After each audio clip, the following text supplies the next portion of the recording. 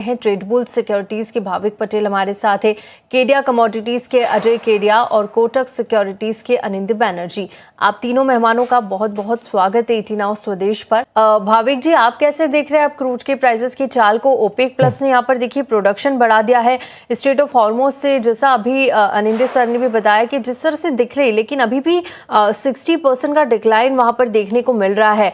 तो क्या प्राइसेस में अब आने वाले दिनों में एक बड़ी तेजी एक्सपेक्टेड है, और अगर ऊपर की तरफ जाएंगे तो क्या एक बड़ा लेवल आप आता हुआ देख रहे हैं? Good morning Tripti ji. Good morning. देखिए, अभी तो लग नहीं रहा कि बहुत बड़ी तेजी होगी। आई थिंक ब्रेड 78 के ऊपर अगर सस्टेन करता है तो ही, क्योंकि देखिए जैसे हमने देखा है कि स्ट्रेट ऑफ हॉर्मोज अभी भी 60% ट्रैफिक जो है वो कम है। बट डिस्पाइट दैट अगर यूएई की देखें तो यूएई ने nearly I think 3.8 million barrels का प्रोडक्शन है वो बढ़ा है ओपेक प्लस से निकल के। ओपेक प्लस ने भी इस बार प्रोडक्शन बढ़ाने की बात की है, तो आई थिंक मार्केट में आगे चलके थोड़ा वो सप्लाई तो होगा, जिसकी वजह से ऊपर सस्टेनेबल रैली नहीं देखने को मिलेगी। वही मैं बैनर्जी साहब से भी सहमत हूँ, क्योंकि ओवरसोल्ड में आ चुका है। और देखिए, कल भी हमने देखा था कि जो सऊदी अरेबिया ने अपनी ऑफिशियल सेलिंग प्राइस कम कर दी है, तो उसकी वजह से भी हमने देखा कि क्रूड के प्राइसेस में कोई ज्यादा बड़ी गिरावट नहीं आई है। तो मार्केट ने ऑलरेडी काफी सारा डिस्काउंट कर चुका है, तो I think 90% of the correction तो क्रूड का हो चुका है। तो मुझे लग रहा है 70 के नीचे भी नहीं जाएगा। यस, यहाँ से बार बार हम देख रहे हैं कि 6400 का सपोर्ट ले रहा है एमसीएक्स में, $70 का ब्रेंट में। तो यहाँ से थोड़ी बहुत शॉर्ट कवरिंग आ सकती है $2-3 की। तो यही एक प्ले आउट करना चाहिए एग्रेसिवली। आई थिंक ना बाय करके चल सकते हैं ना सेल करके चल सकते हैं। बट इंट्राडे में बोलूंगा कि यस, अब बाय करके चले तो 65-20 के करीब अगर आज के दिन मिलता है तो बाय कर सकते हैं। 6650 के टारगेट के लिए 6470 का स्टॉप लॉस रहेगा। 6400 के नीचे जाता है तो ही मुझे गिरावट लग रही है, और 6800 के ऊपर जाता है तो शायद 7200 तक रैली देखने को मिल सकती है। बिल्कुल ठीक। तो भाविक जी की तरफ से रणनीति 6520 के लेवल पर इंट्राडे के लिहाज से आप खरीदारी करके चलिए। 6650 का टारगेट रहेगा, 6470 का यहाँ पर आपको स्टॉप लॉस मेंटेन करना है। भाविक जी, आपसे भी समझना चाहेंगे एक डेटा को जोड़कर, जो चाइना से डेटा आ रहा है।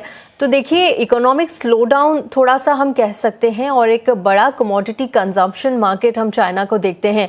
क्या सिल्वर के प्राइसेस पे पर्टिकुलरली कोई इम्पैक्ट देखने को मिल सकता है? क्योंकि इंडस्ट्रियल डिमांड भी काफ़ी ज़्यादा चाइना से आ रही है, लेकिन अपार्ट फ्रॉम दैट हम देख रहे हैं कि ईवी की थीम जिसकी हम बार बार बात कर रहे हैं, रेन्यूएबल एनर्जीज, सेमीकंडक्टर्स, यहाँ पर भी तो सिल्वर का काफ़ी यूज़ होता है। तो क्या आने वाले दिनों में अच्छी रिकवरी अब सिल्वर के प्राइसेस में आती हुई नजर आएगी? देखिए, लॉन्ग टर्म में तो यस, हमें लग रहा है कि ये जो डिमांड है it will catch up with the price, और हमें लॉन्ग टर्म में तो अच्छी रिकवरी देखने को मिलेगी। बट अभी शॉर्ट टर्म में देखिए, मार्केट जैसे बैनर्जी साहब ने क्या फोकस पे कर रहा है, फोकस है इन्फ्लेशन एक्सपेक्टेशन पे। हालांकि लास्ट वीक हमने देखा था कि जॉब्स के डेटा जो वीक आए थे, और फेड के जो स्टेटमेंट आए थे वो भी उन्होंने बोला था कि एक्सपेक्टेशन थोड़ा कम है, तो उसकी वजह से थोड़ी रिलीफ रैली जरूर सही। बट अभी भी ऐसे डॉविश स्टेटमेंट नहीं आया है कि जहां पे हम बोल सकते हैं कि नहीं, अभी रेट हाइक नहीं होगा। ये ओवरहैंग की वजह से गोल्ड और सिल्वर में मुझे भी लग रहा है कि आई थिंक 4300 या 64 के ऊपर अभी के लिए फिलहाल सस्टेन करना थोड़ा डिफिकल्ट रहेगा। शायद मार्केट अभी भी एक रेट हाइक एक्सपेक्ट कर रही है। एक रेट हाइक के बाद मुझे नहीं लग रहा कि शायद आ सकता है और नई रेट हाइक। तो सितंबर तक I think I am expecting के मार्केट गोल्ड और सिल्वर में यही एक कंसोलिडेशन में रहेगा। और जैसे हमने देखा कि अभी भी यूएस की ट्रेजरी है वो भी 4% के ऊपर है। तो I think that all factors यही दिखा रहा है कि मार्केट को अभी भी एक्सपेक्टेशन है एक रेट हाइक की, जिसकी वजह से गोल्ड और सिल्वर में इतनी स्पेक्युलेटिव लॉन्ग पोजीशंस ऐड नहीं हो रही है। तो शायद दिसंबर के बाद हमें देखेंगे कि सिल्वर की जो रैली है वो कैचअप होगी, गोल्ड के आउट परफॉर्म होगी ऑन द फैक्टर्स की। ये जो डिमांड्स है ईवी की, ग्रीन एनर्जी की, रिन्यूएबल की, वो सब आएगी। पर अभी के लिए मुझे भी लग रहा है कि थोड़ा शॉर्ट करके ही चलना चाहिए। आई थिंक डाउनसाइड लिमिटेड रहेगा, बट आज के दिन जो मॉर्निंग सेशन में हम वीकनेस देखी है तो लग रहा है कि कंटिन्यू हो सकती है। तो मैं पुट ऑप्शन वाया रिकमेंडेशन करूंगा। 2,35,000 का पुट जो है वो चांदी में बाय करके चल सकते हैं अराउंड 7700 8900 के टारगेट के लिए, और 7200 का स्टॉप लॉस। तो आई थिंक अभी भी मुझे लग रहा है कि शॉर्ट टर्म में 15-20 दिन थोड़ा गोल्ड और सिल्वर जो है वो थोड़ा वीक रहेगा। उसके बाद हमें थोड़ी तेजी देखने को मिल सकती है। बिल्कुल ठीक। और ये सलाह आती हुई और फिलहाल के लिए बाय रिकमेंडेशन पुट ऑप्शन में आपको खरीदारी करके चलना है।